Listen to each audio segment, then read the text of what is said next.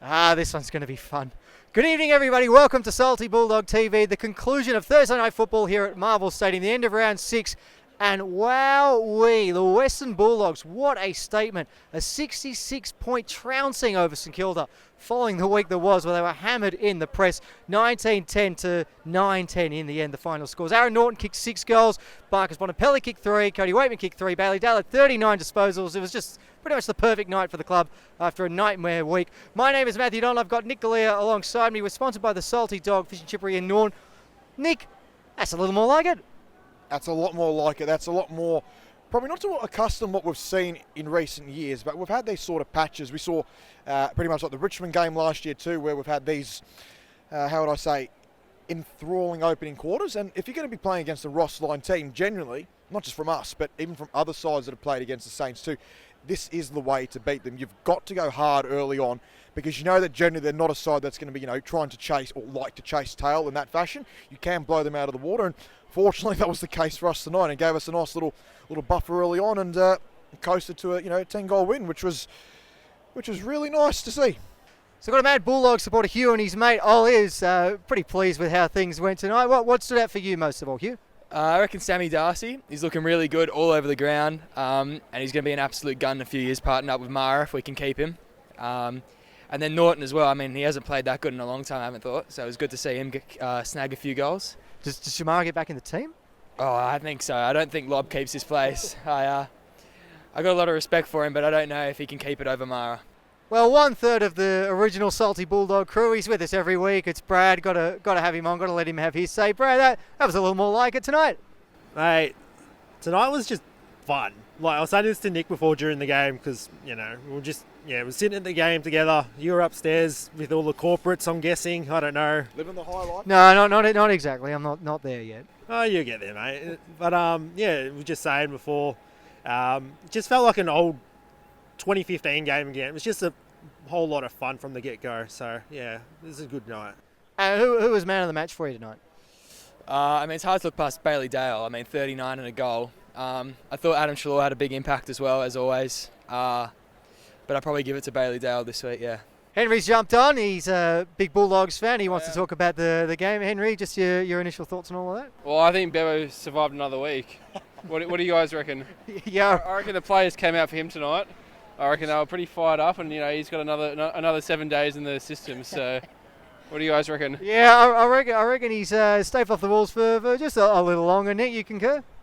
Just probably how important Henry is tonight's response. I know obviously, the win's the win in that sense, and it was 4 points is 4 points. Good to get a hammering under our belt too. But just in terms of the club itself, for the week that's been going on, not only with Bevo, but the players and all these other rumours and stuff too, it's good to get that different level of a monkey off the back, isn't it? Well, I think so. A few of the guys have been sub a few weeks in a row. Bailey Dale, Caleb Daniel. So I think it's just good to get the players back on board. Belief in Bevo. Just back in that winning spirit. So, I think it was a really big week for the club. Get the supporters back on board again. So, which performance, not necessarily best on ground, but which performance was most impressive? Because a lot of Bulldogs were under fire this week. A lot of them under pressure, both on and off the field. Which performance was the one for you that went, that's the one that really stands out, the real redemption story? Well, I don't know. I wouldn't really call this a redemption story, but Rory Lobb absolutely played the game of his life tonight. So, was it 9 inside 50s, Nick? Up until they updated the stats, yeah, I guess so. That was quite special, to be honest, from what he was able to produce tonight. We're big fans of the Lobster here, of course, at the Salty Bulldog, and Pinchy, of course. We've got to send out a particular GIF, I reckon, every time he plays well, which we will update in due course. I'll let you deal with that one. Who gets the 3 votes, Bradley? You can't go past Aaron Norton tonight. 6 goals, 3 goals in the first quarter. Cody also got 3 goals in the first quarter. But everybody all around played absolutely brilliant tonight. What was the most pleasing part of it all for you? There's a lot of contenders to choose from tonight. I think we got to probably give a special performance to a couple on and off the field here. On the field, that was actually very, very well done by Rory Lobb tonight. There's been many critiques, again, whether he's come back in or to filling in, whether he should be, again, taking Darcy's spot in due course once more. But that was seriously a lot of aggression and tenacity. And we got to see a couple of rundown tackles from the big man too, which is completely unheard of. So that shows you he's up for the fight too, and he's not there simply for the paycheck, which I don't think he is clear in that sense. So his attitude at VFL level has been exceptional, and we got to see that attitude on display tonight, of course, at AFL level. So well done.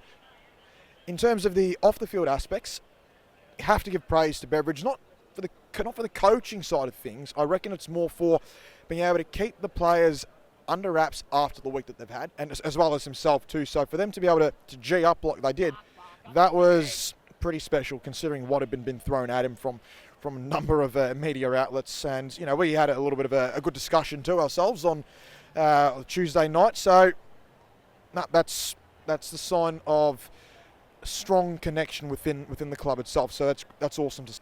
What particular line on the field impressed you probably the most tonight? Was it the forward half, the midfield mix, or the defensive setups? I think it was definitely up forward. You know, Norton's attacking the ball, even Rory Lobb being back.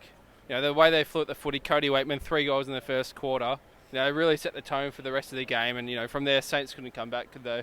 So, you know, it was attacking the footy in the first quarter up forward that really set the tone for the rest of the match. Just one final one, Henry. Who gets the 3 votes? Well, really, you know, 3 goals in the first quarter is pretty hard to top. So Cody Wakeman, you know, I heard he got a haircut today, so it's yeah, you know, charm, I reckon. Yeah, no, good luck. We've charm. found the formula. Yeah, Cody there Wakeman you getting go. a haircut on game day. Yeah, haircut on game day. Cody Wakeman, 3 votes for me. So set the tone from the start. I got a question here for you, Matt. Does Bailey Dale become the sub again? No, I don't think so. I think no, I don't think so. It was an odd decision to promote him at the time. He didn't do much to get promoted last week, but I'm glad they went with it. I'm very confused about that because it made sense actually for him to be the sub last week considering the inconsistent form. But you're right, to promote him off what exactly did they bring him on for?